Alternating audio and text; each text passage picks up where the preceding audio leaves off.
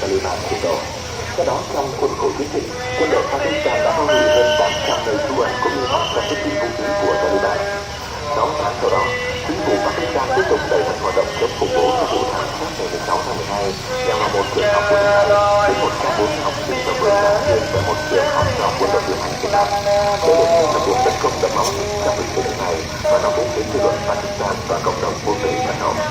Cảnh sát Mỹ hôm qua đã tiêu diệt một đối tượng khả nghi tấn công là một trụ sở cảnh sát tại thành phố Dallas, bang Texas của Mỹ. Một nhân viên cảnh sát cho biết đối tượng thực hiện được cho là hành động của mình với động cơ của hàng cá nhân và không có liên hệ với bất cứ tổ chức khủng bố nào. Theo tờ tin Dallas vừa rằng, đối tượng trước đó cũng đã đe dọa những cảnh sát và đổ lỗi cho nhà chức trách về việc con trai của Lee bị bắt giữ tại trường. Kẻ tình nghi đã xả súng nhằm vào trụ sở cảnh sát sau đó nhận tội.